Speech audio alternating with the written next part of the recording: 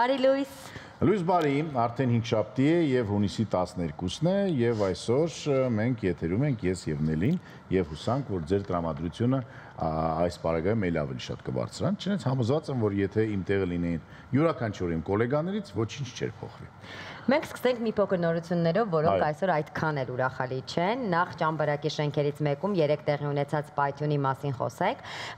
որոնողափրկարարական աշխատանքները դադարեցվել են, սահմանվել է հերթապահություն, շուրջ 282 փրկարարական ծառայությունների եւ ոստիկանների ներգրավմամբ իրականացված որոնողափրկարարական աշխատանքների արդյունքում 3 երեկոյան հայտնաբերվել է նաեւ մինչեւ այդ որոնվող տղամարդու դին։ Այսպիսով պատահարի հետևանքով զոհերի թիվը հասել է 5-ին, կան վիրավորներ, 3 բուժարու հիմա գտնվում է Երևանի բժշկական կենտրոններում, մեկը վիրահատվել է, 2-ը պոլիտրավմաներով կոնսերվատիվ բուժման ընթացքում են, մնացած բուժարուները գտնվում են Ճամբարակի բուժկենտրոններում, ստանում են համապատասխան բուժօգնություն։ Հուսանք, որ ամեն բան լավ կլինի եւ կվերականգնվեն բոլոր այն մարդիկ, ովքեր տուժածներ են համարվում այս պահին։ Այո, առողջություն բոլորին,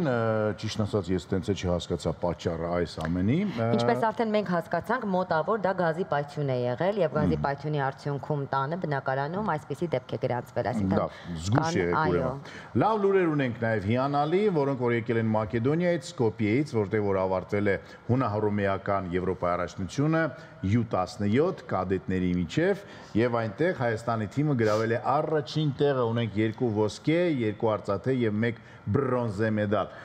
Շնորհավորում ենք մեր մեդալակիրներին, Արարատ Ավետիսյան 3-րդ տեղ, ուրեմն 2-րդ տեղ զբաղեցրել է Մարտին Մանջիկյանը եւ Ջոնաս Նազարյանը եւ չեմպիոնները Մարատ Աջեմյան եւ Հայկ Մանուկյան։ Իմիջիալոց մեր ոսկե մեդալների թիվը կարող էր ավելի շատ լինել, որտեվ ինձ թվում է Մարտին Մանջիկյանին ներողություն արտահայտությանս համար զասուդի տերեցին, որովհետև վերջին վայրկյաններին նա կատարեց ուրեմն գծում, բայց այդ 2 բալը նրա ձեռքից չգիտես ինչու առան։ Բայց միևնույն է, մենք անգամ 2 ոսկիով, 2 արծաթով եւ 1 բրոնզեյով անհասանալի դարձանք մեր հարևանների համար։ Երկրորդ տեղում վրացիներն են, երրորդ տեղում ադրբեջանցիները, իմիջիալոց ադրբեջանցի մի մարզիկ Հայաստանի օրհներքի ժամանակ շատ վատ էր եւ գրեհիկ ձևով իրեն պահում, հուսանք, որ միջազգային ֆեդերացիան կպատժի, որ իրենց խելոք պահեն, որտեղ ի տարբերություն մեր մարզիկի, որը որ մի քանի րոպե առաջ դրանից կանգնած էր երկրորդ պատվանդանի հարթակում եւ հնչում էր Ադրբեջանի, օրհներքը մեր մարզիկը շատ կոռեկտ իրեն պահեց։ Վերջը սովորեք Պարտվելն է պետք իմանալ, պատվով պարտվելը։ Այո։ Այսօր աղջիկեկն են շամարտելու, աղջիկեք մենք չունենք, իսկ հետո գորգ դուս կգան արդեն ազատ ոչի ըմբիշները, հուսանք, որ այնտեղ էլ կունենանք հաղթանակներ։ Իսկ տղաներին շուտով համոզված եմ կտեսնենք տաղավարում եւ կզրուցենք նրանց հետ եւ համոզված եմ, որ նրանք կունենան փայլուն ապագա նաեւ արդեն մեծահասակների սպորտում։ Այսօր մեզ շատ ջազային օր է սպասվում, նաեւ նշենք այս մասին, լեգենդար հյուրեր ենք այսօր ունենալու, բայց մինչ այդ առաջարկում եմ գնալ լսել երաժշտություն, ինչպես եւ կարգն է մեր ամեն առավոտվա, վերադառնալ եւ շարունակել մեր ուղիղ եթերը։ Ասացի ջազ, հիշեցի, որ այսօր նաեւ Չիկ Կորեայի ծննդյան օրն է, հայտնի ջազմեն, որը որ նաեւ Երևանում է եղել, 22 գրեմի ուներ, գրեմիակիր, 22 հատ։ Ռոնալդ Գասպարյան ծննդյան օրն է իմ լավ ընկերոջ, ռեինկարնացիայի խմբի մենակատար եւ կարծես թե առաջատար անձնավորության Ռոլջան, շնորհավոր ամենալավ բաները քեզ։ Ով մի նոր ոճ բերեց կարծես հայկական այս միանման երաժշտական աշխարհում։ Այո, փոխեց ձևաչափը, այսպես ասած, եւ բարևեց բոլոր այն մարդկանց, որոնք որ սիրում են Բոբ Մարլեին։ Եվ վերջապես այսօր իմ սիրված նկարիչներից մեկի ծննդյան օրն է ավստրիացի Էգոն Շիլե։ Եթե լինեք Ավստրիայում, անպայման այցելեք նրա տուն-թանգարանը եւ առհասարակ այնտեղ կարծես թե ամեն ինչ ոչ միայն Կլիմտով է շնչում, այլ նաեւ Շիլեով։ Այ հիմա երաժշտություն Շանթի հետ։ Երաժշտություն։ Մնացեք մեզ հետ։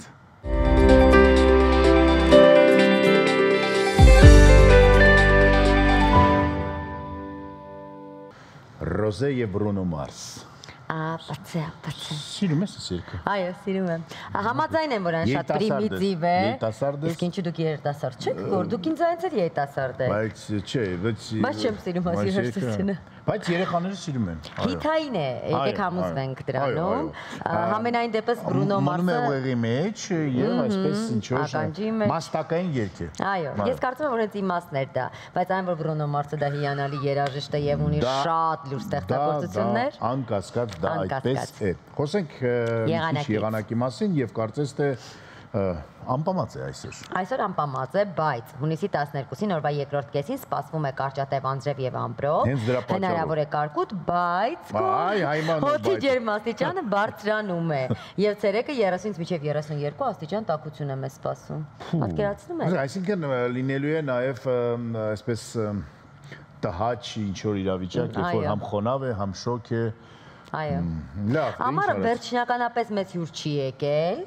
Ինչպես նկատում ենք, չէ, տաքություն է, բայց կարծես թե անձրևը եւ ամպրոպը մի տեսակ անպակաս են։ Դե լավ, պետք է մի քիչ ջղայնանանք այդ պարագայում, որովհետեւ կան երկրներ, որտեղ որ ջրի դեֆիցիտը շատ է, եւ դրա մասին դեռ խոսենք, մեկ տողով պարզապես միջև եղանակի անցնեմ, ասեմ, որ Աֆղանիստանի մայրաքաղաք Կաբուլը կարող է դառնալ աշխարհի առաջին մայրաքաղաքը, որը կջրազրկվի, որովհետեւ նրանց արտեզյան ջրերի մակարդակը իջել է արդեն 30 մետրով, պատկերացնում ես, եւ ասում են, որ 2050 թվականին մոտավորապես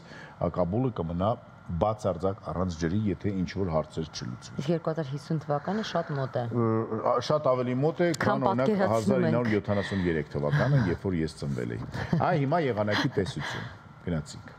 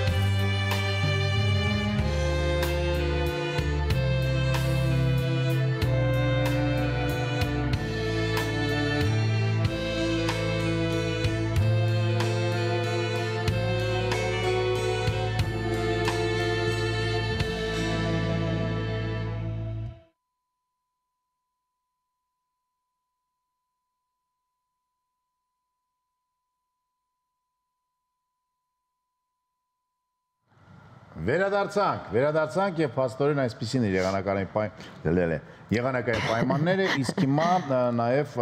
նրա մասին ինչի մասին համարյա խոսեցինք, որտեվ պարզել են, որ այս տարվա մայիս ամիսը եղել է ամենաշոկ երկրորդ ամիսը ամբողջ, այսպես ասած, օդերևութաբարի պատմության մեջ։ Օդերևութաբանական կենտրոնից, այո, Կոպերնիկուսից պարզել են, որ այդպես է։ Անցնենք առաջ, նաև խոսենք Երևանում հունիսի 4-ից 10 մթնոլորտային օդում փոշու պարունակությունը գերազանցել է սահմանային թույլատրելի կոնցենտրացիան։ Առավել մտահոգիչ են տվյալների այն փաստը, որ կոնկրետ ավելի վատ իրավիճակ է եղել Նոր-Նորք վարչական շրջանում, որը որ կարծես թե ամենականաչն է։ Ազոտի երկօքսիդի պարունակությունը գերազանցել է սահմանային թույլատրելի կոնցենտրացիան, հատկապես կենտրոնում, ինչպես նշեցի Նոր-Նորքում եւ Շենգավիթում։ ՑԾՄԲ-ի երկօքսիդի պարունակությունը սակայն չի գերազանցել սահմանային թույլատրելի կոնցենտրացիան որևէ վարչական շրջանում տվյալները հիդրոօդերևութաբանական եւ մոնիտորինգի կենտրոնից են մեզ հայտնում։ Այդ բառը եւ երբ որ ես կարողանամ ճիշտ կարդալ, առանց կարդալը արտաբերել, այդ ժամանակ ամեն ինչ լավ է մեր երկրում ինձ թվում է։ Ես թվում է դուք առանց այդ բառը արտահայտելու էլ շատ լավ իրավիճակում եք։ Ես ուզում եմ դիմեմ մեր սիրելի քաղաքապետարանին եւ մեր սիրելի քաղաքապետին։ Պարոն Ավինյան, չէ՞ որ դուք ժամանակ առ ժամանակ ասում եք, որ դա տեղի ունեն, երբ որ ձմեռը ինչ որ խնդիրներ են ունենում, հետո գարունը ամառը ամեն ինչ լավ է, փաստորեն այդքան էլ լավ չի մեր օդի նվորակը, որը որ շնչում ենք մենք, մեր երեխաները եւ անգամ դուք։ Հետաքրքիր է ինչու են հենց կոնկրետ այս վարչական շրջաներում, միգուցե այս վարչական շրջաներում շատ ավելի այսպես ակտիվ է շինարարական Ես գիտեմ, որ process-ը։ պարբերաբար չափումներ են անում, հա, ըստ երևույթի, դե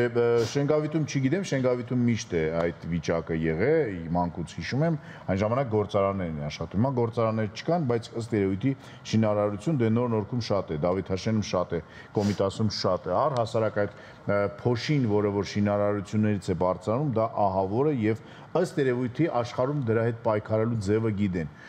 Գոնե տեսանելի կերպով շենքերը փակվում են հատուկ, այսպես ասած, ցանցերով, մանր ցանցերով եւ պարբերաբար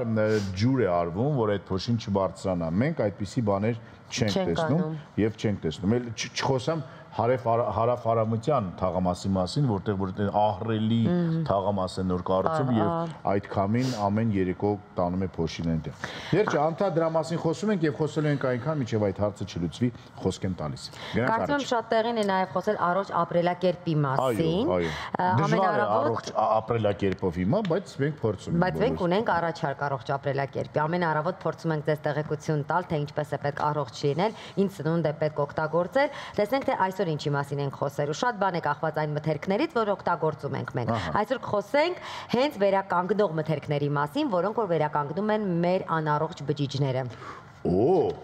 Կան այդպիսի փաստորեն։ Կան այդպիսի, տեսնես, կան նաև մթերքներ, որոնք վերականգնում են այն փոշին, որ մենք կուլ ենք տալիս։ Կամ սպանում են փոշին։ Ըստ երևույթի կան։ Գնացինք։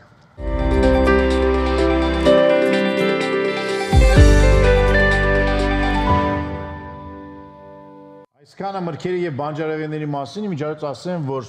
1 տարի առաջ ուղիղ մրգերը մեր երկրում արժեին 21% ավելի ժան, քան հիմա, իսկ բանջարեղենը 26%։ Քանի որ ոչ ես, ոչ Նելին չենք հիշում գները, մենք երջանիկ մարդիկ ենք, իսկ մարդկա կոնկրետ հիշում է ու նեղվում է, գիտես ամեն անգամ։ Բայց հիշում եք մենք այն օրը, դուք ինձ հետ չեք, մենք ունենք հյուրեր, ում հետ խոսում ենք, որ պետք է գների զսպվածության կենտրոն ստեղծել եւ յուրաքանչյուր հարցում։ Խոսքը գնում էր իհարկե ավելի շատ հանգստյան կենտրոնների մասին, բայց կարծում եմ, որ դա նաեւ անդրադառնում է սնունդի։ Դե դուք մի քիչ առաջ պատկան մարմինների անուններ եք տալիս։ Զսպեք գները, մենք չենք զսպում մեզ եւ հորդորում ենք ձեզ գովազ դիտել Շանթի եթերում։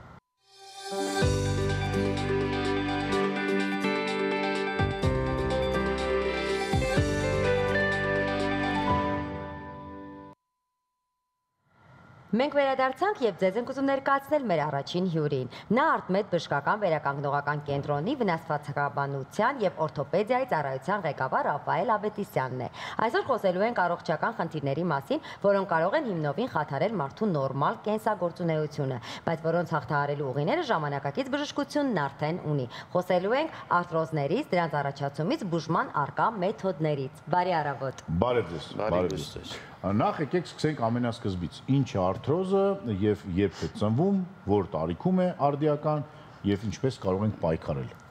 Արտրոզը ինքը ինվոլյուցիոն դեգեներատիվ դիստրոֆիկ հիվանդություն է, որը հիմնականում առաջանում է տարեցների մոտ, սակայն ներկա ժամանակում արդեն ավելի երիտասարդացել է, հիմնականում երիտասարդացել է, սակայն հիմնականում առաջանում է տարեցների մոտ, դա հոդային հիվանդություն է, որի ժամանակ առաջանում է հոդերի դեգեներատիվ դիստրոֆիկ փոփոխություն, այսինքն ծերանում է հոդը, որը որ ունի այսպես ասած աստիճաններ եւ ըստ աստիճանների կատարվում է հիմնականում անհրաժեշտ միջամտություն կամ բուժման տարբերակներ, այսինքն հիմնականում ավելի լուսաբանելի պետք է լինի այն առումով, որպեսզի դեռ վաղ ժամանակ ավելի ուշադիր լինեն տարիքի հետ հատկապես կանանց մոտ, որ կարողանան կանխել նրա խորացումը հետագայում վիրահատություններից խուսափելու համար։ Իսկ ինչպես հասկանալ, որ ենթադրենք մեզ մոտ օրինակ արդեն սկսվում է արթրոզ։ Առաջին առաջացման գանգատը, որը որ հիմնականում պետք է, այսպես ասած, սիգնալ լինի հիվանդի համար, դա ցավն է, որովհետև հիմնական գանգատը սկսվում է ցավից, հետագայում հոդացավ էր։ Հոդացավից, այո, մենք խոսում ենք հոդերի մասին, հիմնականում խոշոր հոդերի մասին, ծնկան հոդերի եւ կոնքազդրային հոդերի, իհարկե նաեւ լինում է մանր փոքր հոդերի շրջանում արտրոզ ասածը, բայց հիմնական խոցելի հատվածները խոշոր հոդերի շրջանում են եւ հիմնական նշանը, որը առաջանում է գանգատը, որը առաջանում է ցավի տեսքով, դա արդեն պետք է գնալ բժշկի մոտ։ Դա արդեն պետք է ուղեցույց լինի, իհարկե հաճախել բժշկի կամ մոտենալ տեսնել ինչի հետևանք է ցավը առաջացնում։ Եկանք բժշկի մոտ։ Ինչ է պարզվում եւ ինչ պետք է անել, աստիճաններ ասցիք որ կան Ենթադրենք սա սկզբնական շրջանն է։ Իհարկե սկսվում է հետազոտությամբ, այսինքն բժիշկը քննելուց, զննելուց հետո, գանգատները լսելուց հետո մենք ուղղակի ականջի մեջ մուլտիկ ենք լսում դրա համար Թոմի Ջերին միացավ, չգիտեմ, երևի հոդացավ ուներ։ Թոմի Ջերին սա հոդացավ ուներ եւ մեզ հուշեցին, որ մենք ասենք նրանք ինչպես կարող են դիմել ձեզ։ Դա պատմեք։ Սկզբնական շրջանում մոտեցավ, լսեց գանգատները, ապա հաջորդ փուլը դա հետազոտման փուլն է, այսինքն անցնում է այնպիսի հետազոտություններ, որոնք որ անմիջապես հոդի հետ մեզ տալիս են համապատասխան ինֆորմացիա, դա առաջնային բոլորիս հայտնի ռենտգեն ասածն է։ Ռենտգենով երևում է արդեն։ Նախնական, այո, եթե այլ խնդիր բժիշկը ման չի գալիս, դա ռենտգենաբանորեն ավելի տեսանելի է։ Սկսում ենք հետազոտությամբ։ Հետազոտությունից հետո, եթե պարզվում է այս կամ այն փուլում, հետագայում որոշվում է բուժման տակտիկան, այսպես ասած։ Ինչպիսին է, ինչպիսի բուժումներ կա, դեղային մեթոդներով, չգիտեմ, դեղորայքային, ֆիզիոթերապիա եւ վերջը վիրահատություն արդեն։ Գրեթե դուք էլ կարող եք զբաղվել բուժումով։ Գրեթե ամեն ինչ գիտի։ Գրեթե ամեն ինչ գիտեք, իհարկե ճիշտ եք ասում, եթե վաղ փուլերում է լինում, այս դեպքում հնարավոր է կոնսերվատիվ բժշկաբանորեն, ձեր ասած դեղաբանորեն եւ ֆիզիոթերապևտիկ միջոցներ դա կոնսերվատիվ տարբերակն է, այսինքն հնարավոր է խուսափել վիրաբուժական, վիրահատական տարբերակից։ Կոնսերվատիվ տարբերակը իր մեջ ներառում է դեղորայքային, ինչպես նաև փոքր ինվազիվ մեթոդներ, այդ թվում ներարկումների եւ ֆիզիոթերապևտիկ մեթոդները հետագայում արդեն եթե դա վաղ փուլերում է դրա համար ավելի ճիշտ տարբերակն է եթե կա անհրաժեշտ կա գանգատներ պետք է դիմել անպայման որպեսզի վաղ փուլերում հաստատվի ախտորոշումը եւ հետագայում չխորանա այսպես ասած Խոսենք նաեւ մի փոքր պրոթեզավորումից Ես մի հատ ուզում եմ ասեմ, եթե ինչ-որ խնդիր ունեք, զանգարեք 093 52 66 44 հեռախոսահամարին եւ արդեն այնտեղ կստանաք կոնսուլտացիաներ։ Հիմա մենք տեսնում ենք կադրեր, դուք տեսնում եք վիրահատություն, սա արդեն վերջին ստադիան է, ամենածանր եւ դժվար։ Եւ ինչ վիրահատություն է իրականացվում։ Այստեղ կատարվում է էնդոպրոթեզավորում կոնքազդրային հոդի, դա այս ժամանակահատվածում, այսինքն բավականին ճակերտավոր ասած հեշտացել է ինչ առումով, որ հեշտ լուծելի է դարձել, մոտ տարիներ առաջ, մի 15-20 տարի առաջ դեռ շատ բարդ ընթացքով էր այս ամենը գնում ներկապահին մենք բարդացված ռենտգենաբանորեն բարդ դեպքեր ենք տեսնում Սա մաքսիմալ բարդ է որը եւ առաջացել է նաեւ կոտրվածքի հիման ֆոնի վրա եւ սա միայն կոտրվածքի ժամանակ կատարվող էնդոպրոթեզավորում է, սակայն մենք խոսելով արտրոզների ժամանակ, վաղ փուլերի ժամանակ նաեւ շատ կարևոր է այս պահին վաղ փուլերում իրեն պրոֆիլակտիկ, ինչպես նաև դեղորայքային միջոցով կանխել։ Շատ կարևոր է ինչի եմ նշում, որովհետև բավականին ծանր դեպքերում են հետագայում դիմում բժիշկներին, որ արդեն անխուսափելի է լինում։ Ես անընդհատ շեշտում եմ, որովհետև շատ է, այսպես ասած, ցավազրկողներին ժողովուրդը դիմում եւ արդեն գալիս է ծայրահեղ վիճակ։ Ցավը անցնում է, բայց խնդիրը չի լուծում եւ օրգանիզմի ներսում է ժամանակավոր, իսկ ռադիկալ, այսպես ասած, արդեն ծանր դեպքերում անխուսափելի է լինում վիրահատական միջամտությունը։ Եվ խոսեցինք պրոթեզավորումից, եկեք մի փոքր մանրամասնենք, ինչ է պրոթեզավորումը, որ դեպքերում են այն իրականացվում։ Ինչպես խոսեցինք, հիմնականում առաջանում է պրոթեզավորման կարիք լինում է արտրոզների եւ այլ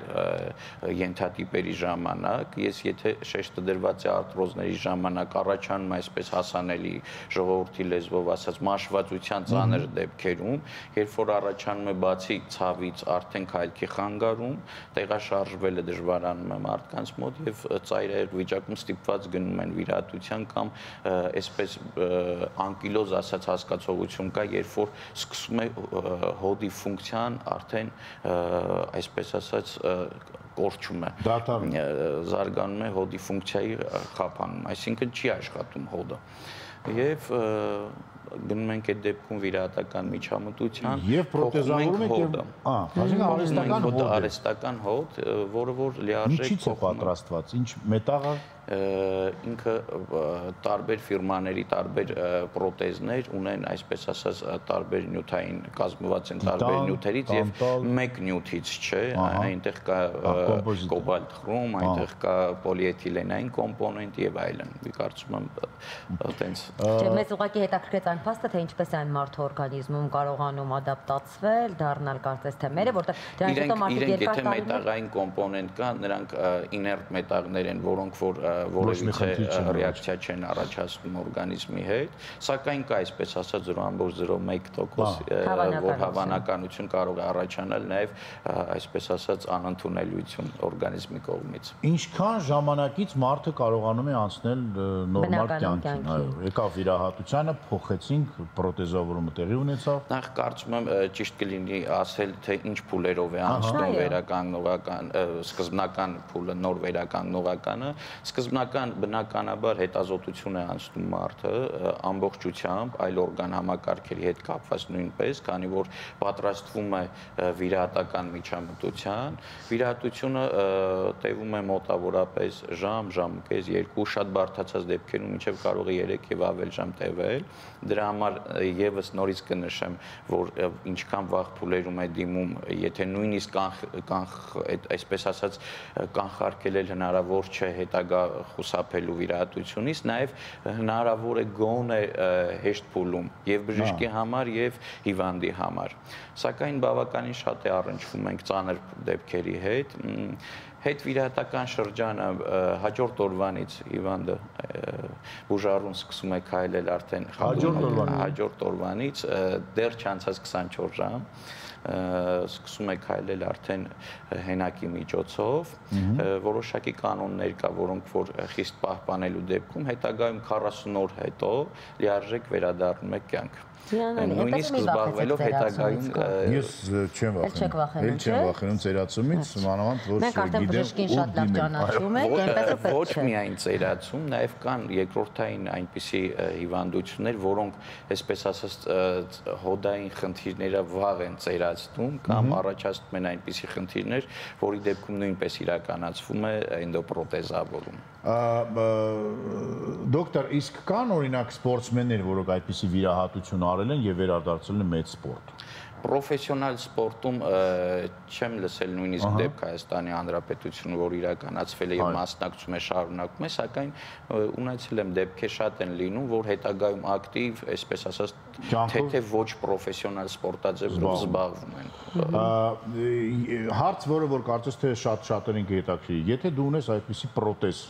որը որ պարունակում է իր մեջ մետաղ, հետո խնդիրներ չի առաջանում օդանավակայաններում, ես չգիտեմ, ազգային ժողով մտնելուց, զնգում ես անդադ։ Ազգային ժողովը շատ։ Դե ազգային ժողով ես գնում։ Ազգային ժողով մտնելուց չեմ կարող ասել։ Սակայն օդանավակայան ինչքան որ եղել է, որևիցե խնդիր չի առաջացել, սակայն այս ամեն ինչը իրականանում է, այսպես ասած, ամբողջական փաստաթղթային տարբերակով, տրվում է նաև կապված պրոթեզի հետ կապված ինչ որակի, ինչ ֆիրմայի եւ ինչ ձեր հարցրած մատերիալից է կազմված, սակայն բացի դրանից նաև տրվում է հիվանդության պատմություն, էպիկրիզ, որը որ հետագայում իրեն օգտվում է։ Իսկ խիստ անհրաժեշտության դեպքում նաև տրվում է մեր կողմից տեղեկանք, որպեսզի սակայն ասեմ, որ չեմ առնչվել, որ խնդիր առաջանա, բավականին շատ ունեմ տեղադրած էնդոպրոթեզ, երբևիցե խնդիր չի առաջացել։ Նույնիսկ ուզել է հիվանդներին, որոնք որ մինչև թռիչքը մոտեցել են եւ տվել ենք մենք փաստաթղթային տարբերակը լրացրել ենք, սակայն հետագայում նույնիսկ չեն էլ հարցրել իմանալով հետագայում։ Հասկանալի։ Ինչ կարող եք ասել մատչելիության մասին, ինչքանով է մատչելի սա եւ հասանելի է պետպատվերներ գոյություն ունեն այս սոցփաթեթներ։ Ցանկացած պետպատվեր գործում է բուն վիրահատության հետ կապված, իսկ էնդոպրոթեզավորումները իրենք տարբեր գների են լինում եւ կապված նաեւ բժիշկը հաշվի առնելով տարիքը, հաշվի առնելով նույնիսկ սեռը, հիվանդության հիմնական պատճառները, արդեն խորհուրդ է տալիս հիվանդին ինչ տարբերակի եւ ինչ մատչելիության։ Սա պրոթեզի որակի մասին է, դրանց է կախված ամենաշատ հիմնականում ֆիրմաների հետ կապված եւ ինչու՞ չէ նաեւ որակի հետ կապված, նրանց երկարակեցության հետ կապված լինում են, եթե անհրաժեշտ է գնային տարբերակով, եթե ֆորմատը թույլ է տալիս, գնային տարբերակը մոտ 900,000 դրամից սկսած կա պրոթեզներ, որոնք որ կամպանիաներ են, այսպես ասած ֆիրմաներ են ներկրում են արտերկրից եւ մենք արդեն համագործակցելով տեղադրում ենք պրոթեզները։ Իսկ քանի տարի այդ պրոթեզը աշխատում 50 տարի, 30 տարի, 10 կան պրոթեզներ, հիմնականում 15-ից մինչև 30 տարի իրենց պիտանելիության ժամկետն է, որը որ երաշխավորված իրենց ֆիրմաների կողմից տալիս են եւ մենք նույնպես փոխանցում ենք բուժառուներին, հիմնականում 25-30 տարի։ Իսկ պրոթեզավորված հիվանդը սկսում է բնականon իր կյանքով ապրել, թե ենթադրենք, որ ժամանակ առ ժամանակ պետք է պարտադիր լինի ձեր հսկողության տակ, սահմանափակումներ կան, թե ոչ։ Այսպես ասած, սկզբնական սահմանափակումները անցնելուց եւ ճիշտ հետևելուց իրենց կենսակերպ այդ մոտ 40-45 օրվա ընթացքում Ընդամենը 45 օր է։ 45 օր հետո լիարժեք անցնում է բնականon կյանք եւ նույնիսկ գալիս են հետագայում ինչ-ինչ հարցերով, նույնիսկ մոռանում են այդ խնդրի մասին, որ իրենք պրոթեզ ունեն եւ պրոթեզավորված են։ Դե իրական, եթե դու արդեն խնդիրներ ունես շարժվելու հետ, քայլելու հետ, իսկ հետո ունենում ես կարծես թե նոր պրոթեզ, նոր հոտ, նոր ես ծնվում, սկսում ես էլ ավելի ակտիվ ապրել։ Այս հիվանդությունը արտրոզ որքանով է տարածված Հայաստանում։ Կա ինչ-որ որոշակի ստատիստիկա, թե որքան է բնակչության քանակային մասը տառապում այս հիվանդությամբ։ Ես որևիցե հետազոտություն, այսպես ասած, չունեմ, բայց սակայն իմ հիվանդների հետ կապված բավականին կարող եմ ասել երիտասարդացել է արտրոզ այլ հիվանդությունների ֆոնի վրա, օրինակ ռևմատոիդ արտրիտների ժամանակ բավականին երիտասարդ տարիքում առաջանում է խորանում է հոդի, այսպես ասած, մաշվածությունը եւ կարող եմ ասել բավականին երիտասարդացել է։ Իսկ միջազգային բանով 3 անգամ էլ ավելի կանանց մոտ է, այսպես ասած, առաջանում արտրոզները հետկլիմակտերիկ շրջանում 40-ից տարիքում։ Քեշ կանեք։ Այո, էլի ձեզ ավելի դժվար է։ Էլի ձեզ ավելի դժվար է։ Բայց այլևս մեղք չենք։ Այո, որովհետև տեսնում եք, որ գոյություն ունեն այսպիսի կլինիկաներ 093 52 66 44 զանգահարեք։ Ձեզ այս հեռախոսահամարով կարող են արդեն կապվել ձեզ հետ, հետագա հանդիպումների հետ կապված, կոնսուլտացիայի հետ կապված։ Իհարկե, բնականաբար, եթերից հետո։ Ես այսպիսի հարց ունեմ, այ ասացիք, որ երիտասարդացել է եւ կանայք ավելի շատ են, ինչի հետ է կապված դա սննդակարգի հետ է կապված, էկոլոգիայի հետ է կապված, ինչն է, պատճառը որն է։ Բնականաբար էկոլոգիան մեծ նշանակություն ունի այս խնդրի հետ, բայց էկոլոգիան նաև տղամարդկանց էլ է վերաբերվում այս հարցում։ Իսկ տղամարդիկ ավելի պաշտպանված Ինչ է ասում կանայք եւ ինչ տղամարդիկ։ Իսկ ինչ կապված է կանանց մոտ, իհարկե ֆորմատը ոչ բժշկական է, ես ուզում եմ այսպես փակագծերը շատ չբացել, հետ կլիմակտերիկ շրջանում հորմոնալ փոփոխությունների հետևանքով կանանց մոտ 3 անգամ ավելի հաճախակի է լինում եւ էնդոկրին հիվանդությունների առաջացման ֆոնի վրա եւ այլ մեխանիզմներով։ Ծնկների հոդերներ են փոխում նույն կերպ էլի 40 օրն է պրոթեզավորումը։ Այո, հիմնականում խոշոր հոդերն են տուժվում եւ հիմնականում կատարում է խոշոր հոդերի էնդոպրոթեզավորում, դա ծնկները եւ կոնքազդրային հոդերն են։ Այսպես ասած, կոնքազդրային հոդերը ավելի գերակշիռ մաս են հանդիսանում։ Դե որտեվ դրա նագրուսկան էլ ավելի շատ է եւ այդ հոդերը ավելի, այսպես ասած, դե պարզ է։ Լավ, շատ շնորհակալություն, շատ հետաքրքիր էր, եղեք առողջ եւ իմացեք, որ սա փաստորեն լուծելի խնդիր է 093 52 66 44 հեռախոսահամարով զանգ արեք, ստացեք կոնսուլտացիա եւ հետո արդեն տեսնեք։ Ես հիշեցնեմ, որ մեր տաղավարում Արտմեդ բժշկական վերականգնողական կենտրոնի վնասվածքաբանության եւ օրթոպեդիայի ծառայության ղեկավար Ռաֆայել Ավետիսյանը։ Շնորհակալություն։ Ես էլ եմ Շատ շնորհակալություն եւ իսկապես եթե տասնյակ տարիներ առաջ այս խնդիրը անլուծելի էր, կարծես թե հիմա արդեն ամեն ինչ լուծելի է։ Այո, Գովազ Շանթի եթերում, եղեք առողջ։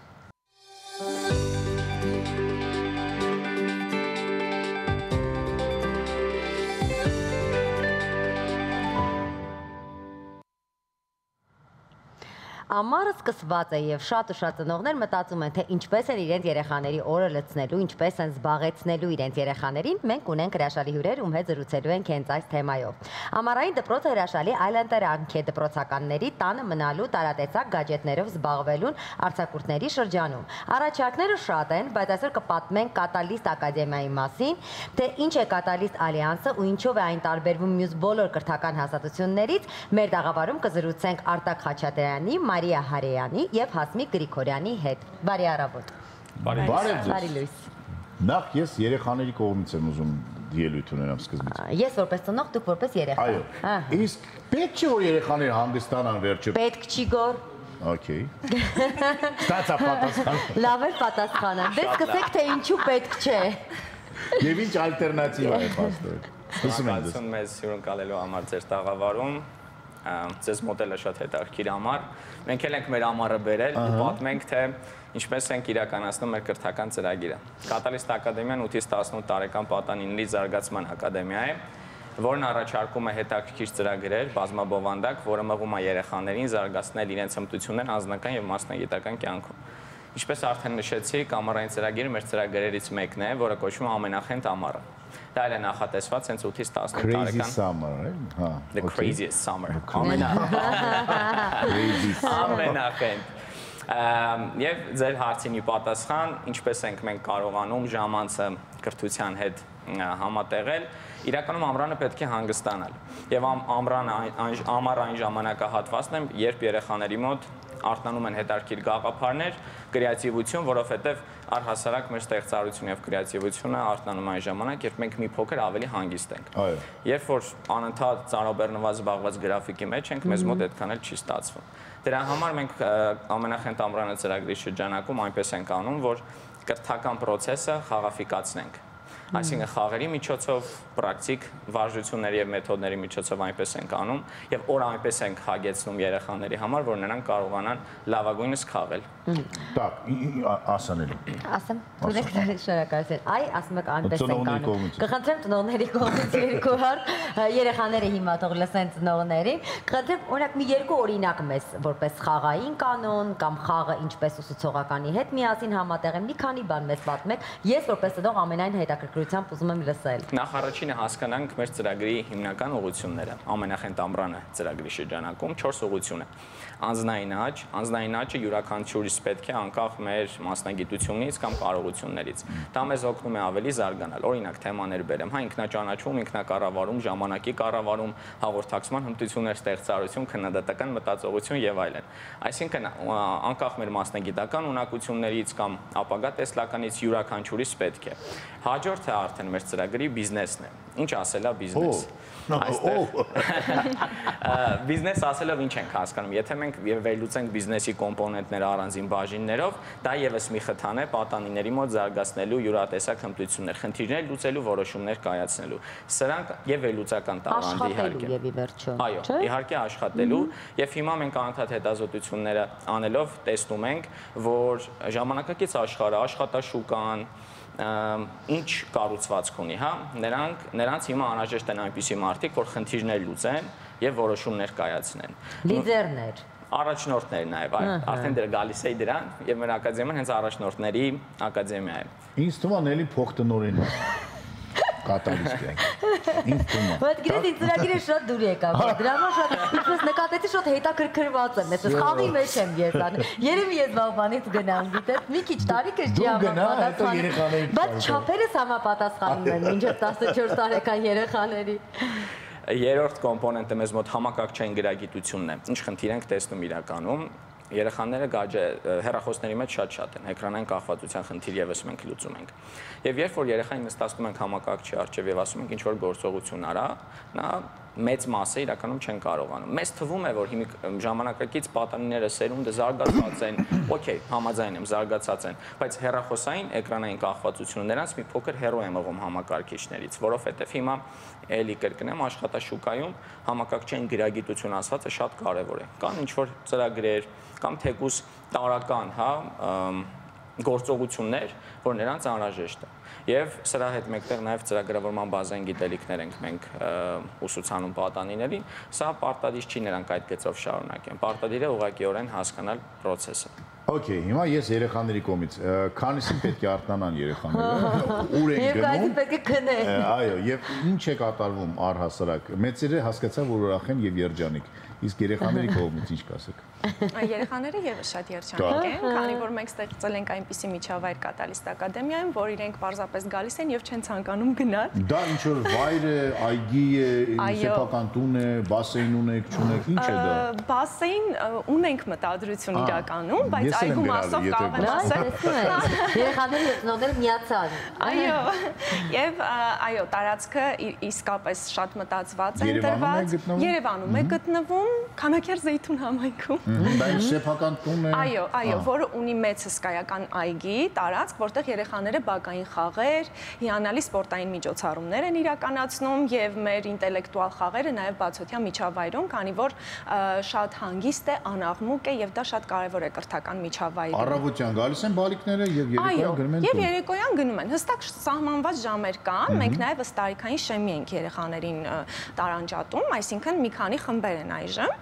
եւ յուրաքանչյուր մասնագետ հստակ ժամային գրաֆիկով աշխատում է երեխաների հետ։ Իսկ տարիքային բաժանում կա խմբերի, հա։ Այո, 8-ից 11, 12-ից 14 եւ 15-ից 18, քանի որ 8-ից 18 տարեկան պատանիների հետ ենք աշխատում։ 15-ից 18, ինչ հետաքրքիր է, նաեւ այսինքն այսինքն մեծ մարդիկ են որտեղ։ Այսինքն ես է կարող եմ գնալ։ Դու կարող ես գնալ, ասել որ ես 17 տարեկան։ Շնորհակալություն։ Մենք դες սիրով կընդունենք։ Հա, տեսնում եք։ Լավ, մի հարց։ Ամառային արձակուրդները մեզ բոլորիս մոտ տպավորված է, որ դպրոցում միշտ տալիս են բավականին շատ այսպես գրքեր, որոնք պետք է կարդալ, տետրեր, որոնք պետք է պարտադիր լրացվեն։ Եվ սա ծնողների մոտ եւս մեկ խնդիր է, որ եթե ընտրում ես ամառային դպրոց, իհարկե միանշանակ համաձայն եմ ձեզ հետ, որ այս դարում այլևս ամառային դպրոցը չի կարող լինել այդպես սովորեցնող, պետք է պարտադիր լինեն բոլոր կանոնները, որոնք դուք նշեցիք, բայց նաեւ դպրոցը պահանջում է, որ երեխաները սեպտեմբերին գնան այդ բոլոր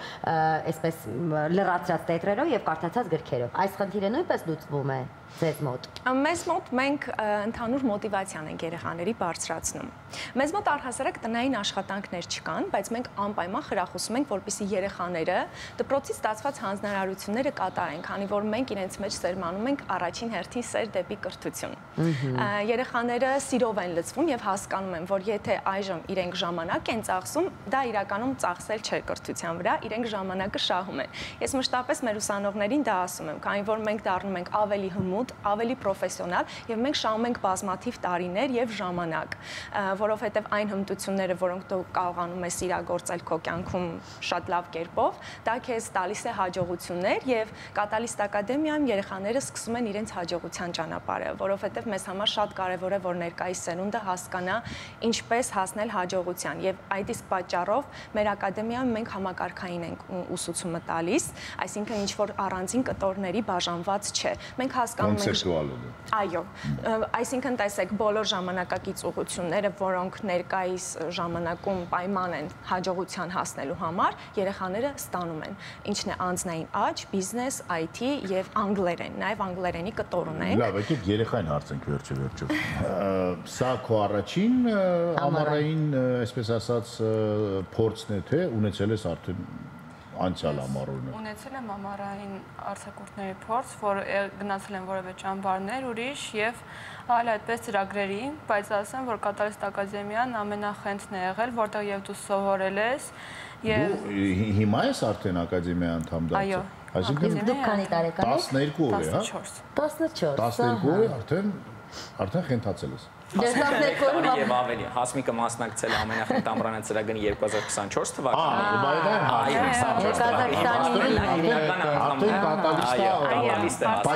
Պաչյոտնի կատալիստ։ Այո, աստիճանել ունի Հասմիկը։ ասա որևիցե առարկա կամ որևիցե խաղ, որը որ քեզ մոտ ամենատպավորիչն է, կամ ինչ որ մի Կամ ինչ բացահայտեցիր դու քեզ համար, ոնց փոխվեցիր։ Ես բացահայտեցի, որ կարողանում եմ ավելի ազատ բանակցել ուրիշ մարդկանց հետ եւ ես կարողանում եմ լիդերի դեր խաղալ եւ կառավարել ուրիշ մարդկանց տանել դեպի ճիշտ ուղի։ Կարողանում եմ իմ ժամանակը կառավարել ճիշտ եւ ապա արդեն Իսկ որտեղ է սովորում ոչ ամռանը։ Դա հասարակ դպրոց է, թե ինչ որ ուղղվածություն ունեցող։ ուղղվածություն չի, սովորական պետական դպրոց։ Սովորական պետական դպրոցում ուսում։ Լավ, Ես եւ Գորը առաջարկում ենք գնալ դիտել Գովազ, որովհետեւ մենք առանց Գովազի ուղղակի չենք կարող օդում կախեմ հարցը, որ Գովազից հետո վերադառնանք եւ արդյոք մեր ազգին այդքան առաջնորդներ են պետք, այդքան լիդերներ, չէ՞ որ մենք էգոցենտրիկ ազգ ենք, ու առանց այն էլ կարծես թե յուրաքանչյուրը այդ վերմակը քաշում է իր վրա։ Այստեղ խնդրում եմ մի փոքր լռություն, մենք գնում ենք Գովազ վերադառնանք եւ պատասխանենք բոլոր հարցերին։ Մնացեք մեզ հետ։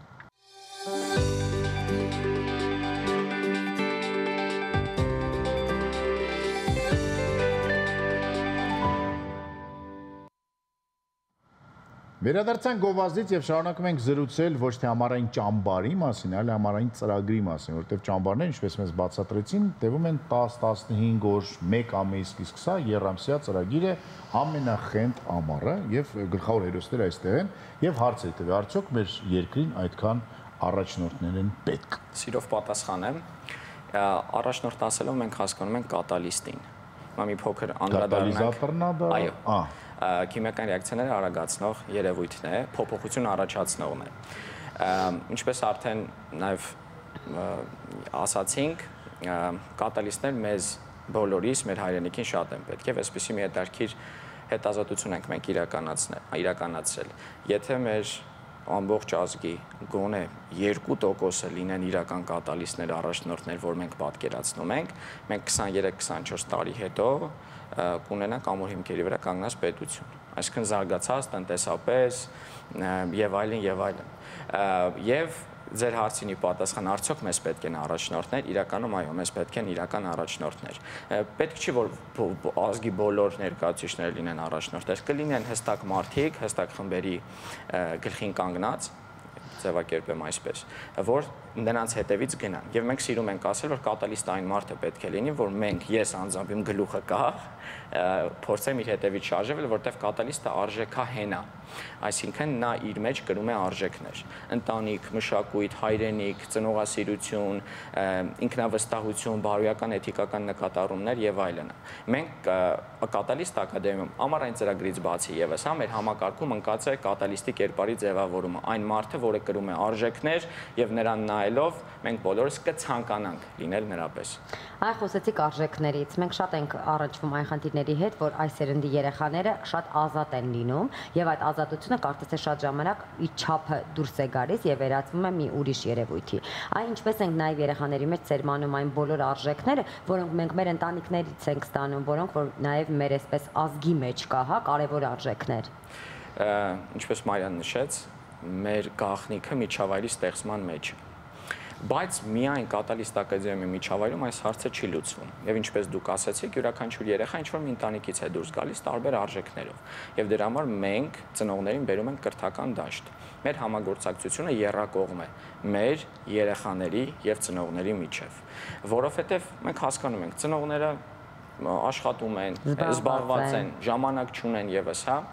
Եվ դրա համար մենք փորձում ենք եւ այնպես ենք անում, որ այդ եռակողմ համագործակցությունը, որ ես արդեն նշեցի, դա իր բաղձալի արդյունքները։ Ծնողների հետ սեմինարներ ենք անցկացնում, նրանց հետ անհատական մշտապես զրույցներ ենք իրականացնում, կարիքներն ենք հասկանում, որովհետեւ նաեւ հիմա երեխաների նախասիրություններ անընդհատ փոխվում են։ Ինչ որ մի հեռախոսային խաղ է դուրս գալիս կամ ինչ-որ մի իրադարձություն է տեղի ունենում, երեխաների մոտ տեսնում ենք վարքագծային կանոնների փոփոխություն։ Եվ մենք էլ անընդհատ ակադեմիայում պետք է մեր կրթական ծրագիրը թարմացնենք, ծնողների հետ աշխատանքը իրականացնենք, որպեսզի ունենանք այն կատալիստներին, որոնք անհրաժեշտ են մեզ։ Արդեն հունիսի 12-ն է եւ ամռան առաջին ամիսը կարծես թե հեսա հասարակացը կանցնի։ Կարող են հիմա գան դառնալ կատալիստայի մեծ ընտանիքի անդամ մարդիկ, թե ոչ, եւ ինչպես է դա տեղի ունենում, քննություններ են հանձնում, թեստավորում են անում, չգիտեմ, հոգեբանի հետ եք զրուցում։ Թե յուրաքանչյուրը կարող է դառնալ ձեր անդամը։ Եւ դառնալ ծրագրի անդամ։ Մեր դռները բաց են բոլորի առջև։ Եվ նշեմ, որ այո, հիմա էլ գրանցումները բաց են եւ մենք պատրաստ ենք ընդունելու այն մարդկանց, ովքեր իսկապես ուզում են փոխել իրենց կյանքը եւ դառնալ ապագա մեր առաջնորդները, ինչպես որ բացատրեց Արտակը։ Ինչ վերաբերում է մենք հարցազրույցներով ենք իրականացնում ընդունելությունը։ Տեսեք, թեստավորում եւ այլն, նմանատիպ բաներ, անգամ դպրոց բառը երեխաների մոտ ենթագիտակցորեն արդեն վախ է առաջացնում կամ անհանգստություն, հա, եւ հասկանալով այդ ամեն ինչը մենք նաեւ հոգեբանական տեսանկյունից այդ ամեն ինչը վերլուծել ենք եւ ծրագիր ենք ներդրել։ Այդ իսկ պատճառով մենք հրավիրում ենք զրույցի եւ մեր հարցազրույցը սովորական հարցազրույց չէ։ Առաջին հերթին մենք ծնողի ներկայությամբ ծանոթանում ենք մեր պատանու հետ, տալիս ենք հետաքրքիր հարցեր, որոնք պարունակում են տրամաբանություն, մի քիչ էլ հումոր, որպեսզի երեխան իրեն ազնացկա մեր միջավայրում եւ կարող եմ ասել մեծ ողջավորությամբ, որ նույնիսկ այն պատանիները, ովքեր եկել էին այնպիսի վախով, որ այս որտեղ ենք եկել, ինչ պետք է անենք եւ այլն։ Այսինքն ծնողներն են երևի։ Այո, կամ այո, ծնողների ցանկությամբ են եկել, այսինքն իրենց ներքին ցանկությունը դեռևս չի եկել, որ իրենք մասնակցեն ամառային ծրագրին, մեզ մոտից դուրս են գալիս ժպիտներով եւ իհարկե վերադառնում են ավելի մեծ ողջավորությամբ։ Հենց սրա մասին է խոսքը։ Իսկ արդյոք եղել են դեպքեր, երբ երեխայի զրույցերից հետո հասկացել եք, որ նա չի կարող լինել ձեր անդամը։ Իրականում տեսեք, այնպեսի առաջնորդ է։ Այո, կամ ավելի այսպես աճը։ Այո, առաջարկեք նրան աշխատանք։ Իրականում տեսեք, մենք կարծում ենք, որ յուրաքանչյուրը սովորելու շատ բաներ ունենք, այսինքն սովորելու process-ը դպրոցով չի ավարտվում, համալսարանով չի ավարտվում։ Մեր կատալիստները հասկանում են եւ պատրաստ են հոգեբանորեն եւ ամեն տեսանկյունից, որ իրենք ամբողջ կյանքում պետք է սովորեն։ Մարդկային հարաբերություններ, գործնական աշխատանք, նույնիսկ ընտանեկան բոլոր միջավայրերում դու կարող ես քո այդ հմտությունները, որոնք ստացել ես կատալիստ ակադեմիայում, իրագործել։ Իսկ ինչ վերաբերում է հակառակ տեսանկյունից, ելի եմ նշում, մենք ցանկանում ենք ջանքեր փոխել, այդ իսկ պատճառով միշտ ընդունում ենք երեխաներին եւ իրականում արդեն երկկողմանի համագործակցությունից է կախված հետագա արդյունքները։ Այսինքն շարունակական կլինի թե ոչ, դա երկուստեք եւ իհարկե նաեւ ծնողների հետ է որոշվում։ Շատ բարի, վերջում ուզում եմ Հասմիկին դիմել եւ թող Հասմիկը դիմի իր հասակակիցներին եւ ասի, թե ինչու նրանք պետք է հասկանան, որ հերիք է բազմոց քշեն ամռանը, մտնեն գադջետների մեջ, այլ պետք է ծնողներին հենց հիմա ասել, որ կա այսպիսի շատ խենթ վայր, որտեղ որ երեխաներ իսկապես երջանիկ են։ Խնդրեմ։ Քանի որ ամառվա ընթացքում Ինձ մի համոզուի, երեխաներին։ Քանի որ ամառվա ընթացքում հիմնականում մենք մնում ենք տանը կամ էլ դուրս են գալիս եւ խաղեր ենք խաղում, բայց այդպես շատ բան չենք սովորում եւ չենք զարգացնում մեր հմտությունները, որոնք իրականում կարող են շատ լավ հետևանքներ ունենալ։ Ապա դրա համար կա Կատալիստ ակադեմիան, որտեղ դու եւ խաղում ես, եւ սովորում ես, եւ անցկացնում ես քո ամառային արձակուրդները, շատ լավ։ Ես զարգացնում ես հմտությունները։ Ուրեմն ես բակ չեմ գնալու, էլ գադջետներից չեմ վերցնելու, գնալու եմ միանգամից կատալիստների ակում։ Գործնագործ խաղում։ Մենք գործնագործ խաղ, պարաներ եք խաղում դուք։ Այո, ամեն ինչ, մենք բակային խաղերի նույնիսկ ինտելեկտուալ այդպես խաղեր ունենք, որ երեխաները սովորում են։ Մանկական խաղը որ կար։ Ո՞րն է ձեր սիրածը։ Նո չգիտեմ, կարելի ասել թե չէ, էշ միլիցա, այդպես է կոչվում։ Ինձ թվում է պետք չէ։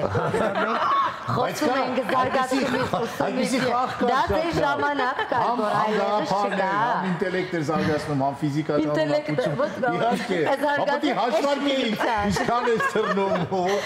Մենք ինչպես նկատեցինք գնացինք մի ուրիշ մանկություն, որ ընդհանրապես համապատասխանում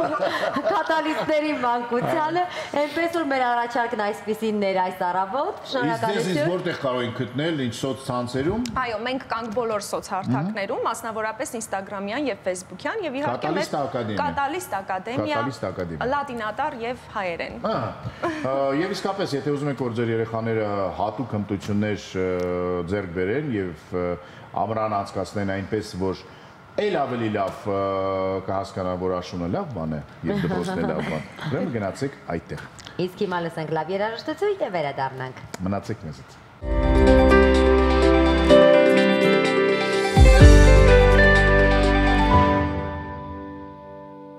Scorpions խմբի ամենահայտնի ռոք բալադը եւ միգուցե աշխարհի ամենահայտնի ռոք բալադներից մեկը հնչեց հետաքրքիր փաստ, որ առաջին անգամ ձայնագրվեց 84 թվականին, բայց Ռուդոլֆ Շենկերը գիտարահարը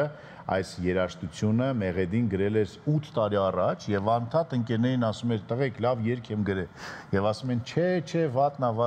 իսկ հիմա դառել է Այցեքարդ խմբի, այո, երաժշտության մասին դեռ կխոսենք այսօր անպայման, իսկ հիմա գովազդ մեր եթերում։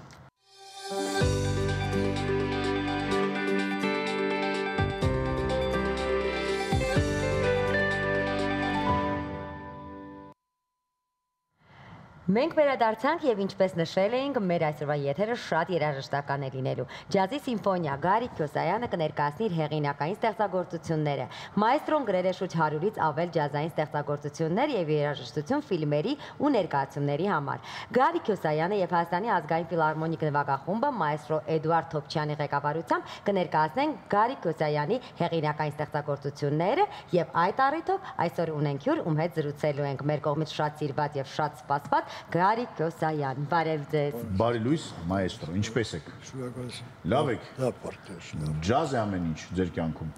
Ջազը ինձ թվում է ապրելակերպ է։ Իսկ ինչպեսին է այդ դեպքում ջազային ապրելակերպը։ Լինել ջազմեն հոգով, ասենք եթե դուք շփվեք ջազը մի այնպեսի բարձրագույն արվեստ է, որ իմպրովիզացիայի հոգեբանությունն է միշտ եւ այնպեսի իմպրովիզացիաներ, որ ոչ մի չխանգարել։ Մի բան էլ օգտակար լինել ժողովրդին եւ հանդիսատեսին քո իմպրովիզացիան մտքերով, քո նոր ստեղծագործություններով, նոր լուծումներով ստեղծագործական։ Երբ է լինելու ջազի սիմֆոնիան, որտեղ է տեղի Վաղը 13-ին Ուրբաթ 13 հիանալի օր է։ Ժամը 8-ին երեկոյան ֆիլհարմոնիայի մեծ դարի Ալամ Խաչատրյան համերգասրահում։ Առաջին անգամ չի ձեր կյանքում, որ սիմֆոնիկ նվագախմբի հետ համագործակցում եք։ Երրորդ անգամ։ Այ դրա մասին էի ուզում ասել, որ չէ որ դուք եղել եք առաջիններից Հայաստանում, եթե չեմ սխալվում, որոնք որ ստեղծեցիք ջազային տրիո, եւ նվագում եք եւս երկու երաժիշտի հետ։ Իսկ այստեղ սիմֆոնիկ նվագախումբ եւ դուք որն է ավելի հոգեհարազատ եւ ինչու հենց սիմֆոնիկ։ Բոլորը հոգեհարազատ են, որովհետեւ տրիոն իրեն հետաքրիր գույներ ունեն, կատալոգական սիմֆոնիկ նվագախմբը շատ ավելի դա մանկությանս երազանքներ, որ լսում էի ջազ եւ լսում էի դասական երաժշտություն, դասիրակվել եմ դասական երաժշտով, որտեղ ընտանիքս կոմպոզիտոր հայրս դասական երաժշտություն լսում, Բախ, Բեթհովեն, Մոցարտ, Ռախմանինով, բայց որ առաջ անգամ ջազ լսեցի, գերեցի ուղղակի ջազը, չեք պատկերացնում ոնց։ Եվ 7 տարեկան էի։ Հարևանից տրից ջազ լսեցի առաջ անգամ եւ զարմացա դա ազատության եւ իսկ ինչ ստեղծագործություններ հիշում եք։ Այո, Էրոլ Գարներ, հիշում եմ, դաստակար, հիշում եմ։ Եվ դու Օսկար Պիտերսոնի շատ լսում եմ ժամանակ, Էլլա Ֆիցջերալդ եւ դա ոնց որ դրանով մենք դասիրակվեցինք։ Մեր սերունդը ավելի դասիրակվեց ջազմենների։ Եվ մանկուց երազանք կար որ ինչ գեղեցիկ էր սիմֆոնիկ օրկեստրով ակոմպանեմենտներ ջազ երաժիշտի պատկերացնում եք դա մի հատ հզոր բան եւ պարտիզոն երազանքս կատարվեց եւ արիտ եղավ գրել երաժշտություն ֆիլմերի եւ ներկայացումներ այդտեղ ես օգտագործեցի այդ հնարավորությունը եւ պարտիզոն ստացվեց Պարոն Թոփչյանը մենք երկրորդ անգամ ենք հանդիպում առաջ անգամ ենք հանդիպեցինք 16 թվականին եւ Հռոմի Պապն եկել Հայաստան, պետք է գար ավելի շուտ։ Մենք ձայնագրեցինք իմ Ave Maria ստեղծագործությունը պարոն Թոփչյանի հետ, Իրինա Զաքյանի կատարմամբ, բավականին հաջող ձայնագրություն, ձայնապլակ դուրս եկավ եւ առաջին նվիրեցինք Հռոմի Պապին։ Այո։ Եվ առաջ անգամ արարողության ժամանակ հրապարակում հնչեց այդ Ave Marian, հենց որ կաթողիկոս Հռոմի Պապը արարողություն էր անում, հնչեց Ave Marian-ին առաջ անգամ։ Մայստրո արձագանք եղավ Հռոմի Պապից։ Ինչ։ Շատ դուրեկր էր։ Ինչ խոսք։ Իսկ արդյոք այս ստեղծագործությունը հետո էլ օգտագործվեց։ Չի օգտագործվել, բայց քանի անգամ Հռոմի Պապը լսում էր, ամեն քնելուց առաջ լսում էր։ Մայստրո սիմֆոնիկ նվագախումբ, ջազ եւ միայն ձեր ստեղծագործություններն են հնչելու վաղը։ Ոչ։ Թե դասական նաեւ։ Դասական Առաջի բաժինը սոլո դաշնամուր է, նվագում ես դասականներ, ջազի և իմ սիրած կոմպոզիտորներից Միշել Լեգրան, Ջոն Լուիս, Էրիկ Սատի եմ նվագելու և իմ ստեղծագործությունները սոլո դաշնամուր և կան նոր սուրպրիզներ կան, նոր գործեր, որոնք պրինչել առաջ անգամ, այո։ Պրեմիերաներ է լինելու, վաղը համերգի ժամանակն է։ Շատ բարի։ Վաղ ժամուտին ֆիլհարմոնիկում հանդիպում ենք ջազի եւ դասական երաժշտության սիրահարներին, որովհետեւ հետաքրքիր, այսպես ասած,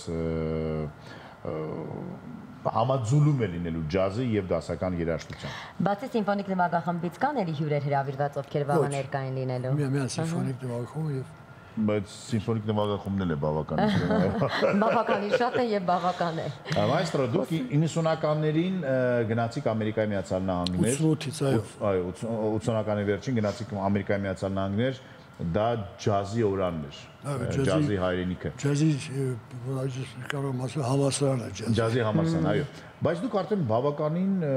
փորձ ունեք եւ այլն։ Ինչ նոր բան սովորեցիք եւ ինչ տվեց դա ձեր հետագա ուրեմն գործունեության համար։ Ինչ խոսքը ինձ համար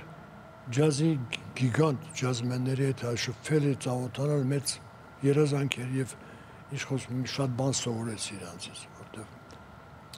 ես հանդիպեցի այնպիսի ջազմեններ, ինչպես Էդի Հերիսներ եւ շատերին անձամբ գտնվեցի այնպիսի համերգներում, շա Մայլս Դեվիսի վերջի համերգին եմ եղել եմ Անտոնիո Կարլոս Ջոբեմի համերգին անձամբ եւ շատ մեծերի համերգներ եմ եղել եւ ծանոթացել եւ շատ գնահատել եմ երաժշտությունը եւ իմ մտքերը։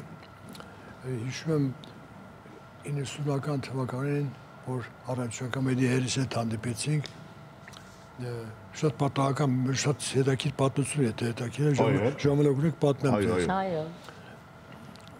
Ես 90 թվականից աշխատում է արդեն Միացյալ Նահանգներում Pasadena մի շատ հետաքրքիր ակումբ կար, ջազ ակումբ, ֆրանսիական կոչվում է Flor de Vin։ Մեծ հանբաբուն է սո ակումբ է, որտեղ ֆրանսիական ուտելիքներ, ֆրանսիական իստուկած եւ իմ երազությունը շատ համահունչ է իրանց, որտեղ soft jazz, փափուկ jazz, romantic jazz շատ սիրում են։ Եվ ինձ միանգամից կոնտրակտ հետաշխապեցին, մեծ կոնտրակտ, եւ 7 տարի աշխատեցի այդ ակումբը շատ մեծ հաջողություն ունեցավ։ Եվ տերը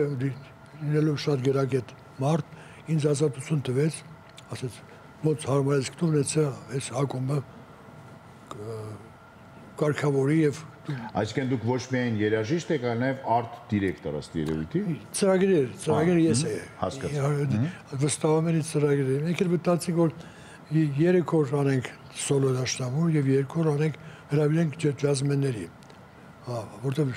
Ամերիկան, գիտեք, զորք կա, հսկայական զորք, լավագույն ջազմենների։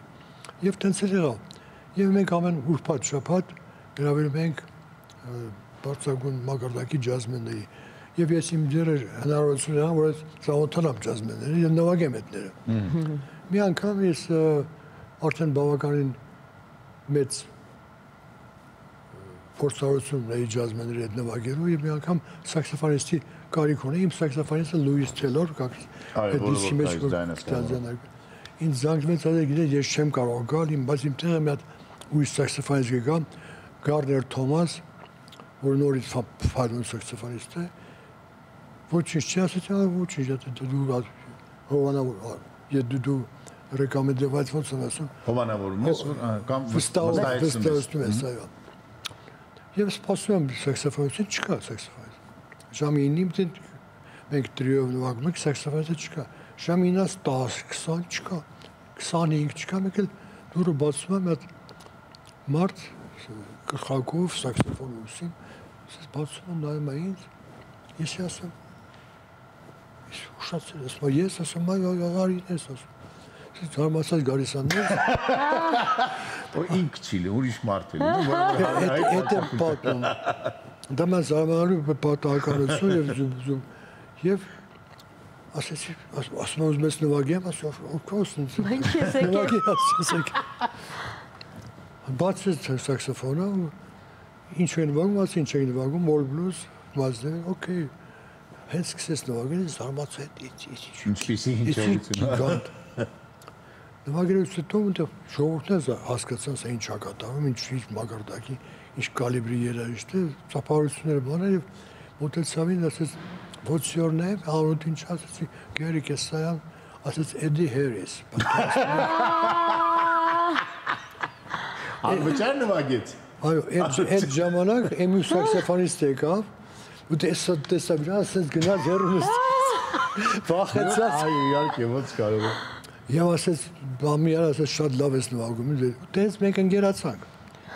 Եվ պատկերացնեք մի 4-5 օր հետո իրաց ծնունդներ եւ մենք ինքներ շատ սիրում էր օրիգինալ բաներ։ Եվ կողքի ակումբում, Բեքփթետո ակումբում Ռեյչարզի ջազ ակումբներ։ Դա իրաց ծնունդը պետք է լիներ։ Biz մեկ իմացանք, ես էլ ինքը միշտ ասում էր հայկական դուդուկ եմ ուզում լսեմ։ Ես այնտեղ տղաներ ունեի, որ դուդուկ նվագում, բերեցի Բեքփթետո, լսեցին դեռ, մի հատ շատ գեղեցիկ աղջկա ծաղկեփունջ մեզ տվեցին, տարա Էդերիսին հազնեցին եւ իրանք դուդուկով սկսեցին Happy Birthday նվագել։ Ես Էդերիսը զարմացել էր, ինչ հակատան, որտեղից բան, խոսքով տենց սուրպրիզներ եւ տենց ընկերություն արեցին մի հատ։ Մայստրո, ասացիք դուք ինչքանով է ձեր ջազը, որը որ դուք ստեղծակ, ձեր ստեղծագործություններում այդ հայկական էլեմենտը ինչքանով է մեջը եւ ինչքանով է մեջը դասական ջազային ստանդարտներ կամ ջազի ոգին, որը որ Ամերիկայից է եկել։ Իմ գրած ստեղծագործությունների մեջ ինչ-որ հայկական հարմոնիկ մտածելակերպ եւ լադայի մտածելակերպ գոյություն ունի, որտեղ դրանց հնարավոր չէ, որտեղ ես ծնվել եմ եւ լսել եմ այն հրաշ երաժշտություն, որ ունեմ հայ ժողովուրդը, պատարակներ, Կոմիտաս, Եկմալյան, Խաչատրյան, Շարլ Ազնավուր, որ ապշելու գանձարան են, դրանք ոնց կարելի է չքաղել այդ լադային։ Այո։ Միշել Լեգրան, ապշելու։ Եվ ինչ խոսք է իմ երաժշտության մեջ դա ընդգծվում է։ Եվ դրանով է ինքը թարմ, որ չի նմանվում ուրիշ մտածելակերպ է, շատ թարմ է, որտեղ անցյալ անգամ խոսեցինք իմ ապրիկոթի մասին, մի հատ գեր ասաց, եփես գրել ասի Ծիրանիցար, ասաց եփես գրել ասի 95 թվականին, ասաց ոնց որ 3 գրացին, ասաց թարմ է ասիկան, որտեղ մեր դասականների հարմոնիկ մտածելակերպը մելոդի մտածելակերպը շատ հարուստ է եւ շատ հոգեվոր։ Իմիջիալոց վաղը բոլոր այն մարդիկ, որոնք որ կգնան համերգի, կարող են ստանալ այսպիսի ձայնասկավառակ Գարիկ Հյուսայանի ստորագրությամբ։ Մենք եք խնդրենք վերջում ստորագրեք մեզ համար, այո։ Եթե համերգից մոտենան ինձ է ստորագրեմ։ Ձեր տեղը ոչ մեկ չի կարող ստորագրել, այո։ Մոտեցեք եւ ստացեք ձեր ստորագրությունը։ Եվս մեկ հարց, որ ինձ հետաքրքրում է, ինչի է Հայաստանում այդքան զարգացած ջազը եւ ինչի մենք այդքան ջազմեններ ունենք տարբեր սերունդների։ Դուք ձեզանց ավակ սերունդ ունենք, որոնք որ փառք դեռ կան եւ կենթան են եւ նվագում են եւ երիտասարդները, որոնք որ անդադ չգիտեմ որտեղից պսնում են։ Շատ մեծ զորք ունենք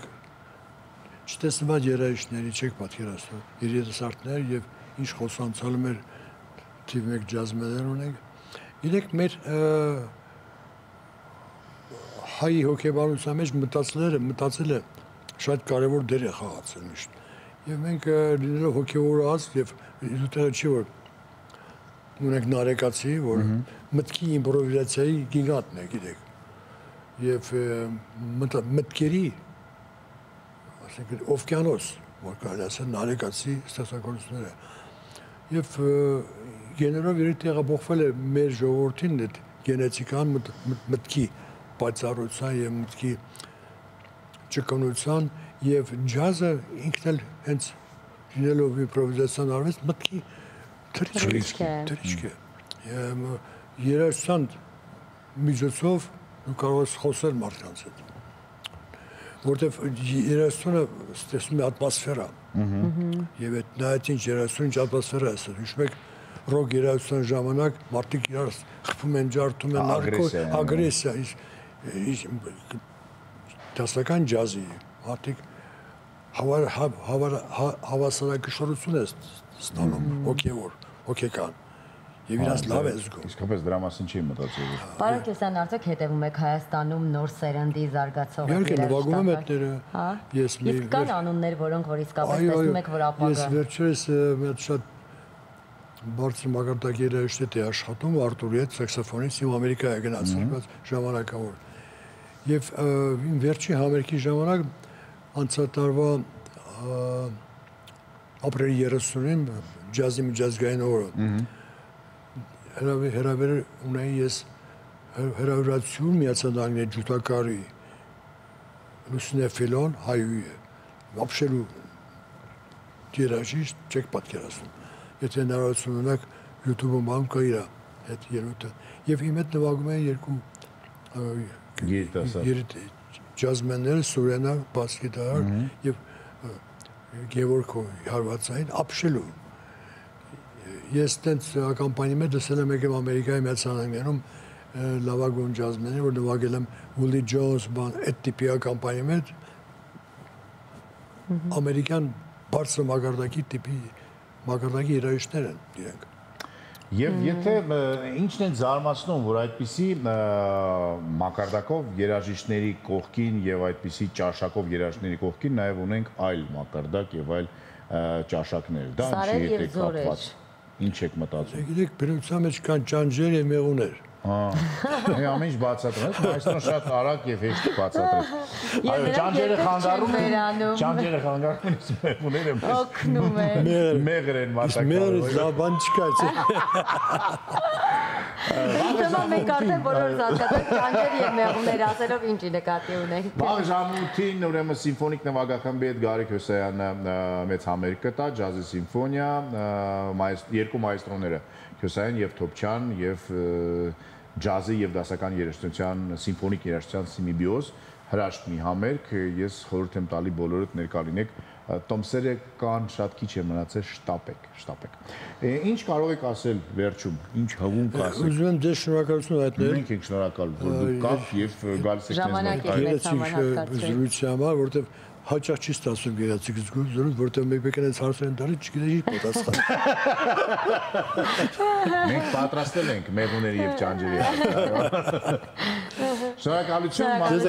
երկարատև ուրեմն գործունեություն եւ թո ջազը երկար ապրի ձեր հոգում եւ ձեր մարմնում։ Դա ամենակարևորն է։ Թե մեր համար, թե ձեր համար։ Մենք գնենք գովազդի, այս ընթացքում խնդրում եմ մեզ համար է ստորագրություն թողեք, մայստրո ջան։ Գովազդ շանթի եթերում։ Այո, մնացեք մեզ հետ։ Մենք դեռ ձեզ չենք ասում ցտեսություն։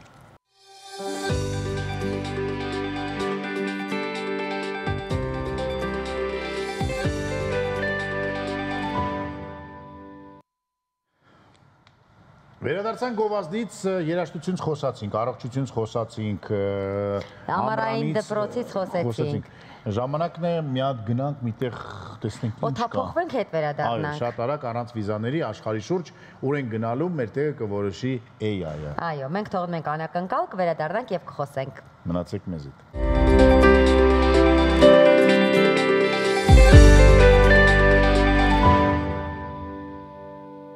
Վերադարձանք Հունաստանից եւ արդեն ժամանակն է ձեզ ասելու ցտեսություն։ Ցտեսություն կհանդիպենք վաղը, վստահ եմ, որ մենք վաղ առավոտյան շուտ կգանք եւ նորից ձեզ կասենք բարի լույս։ Ցե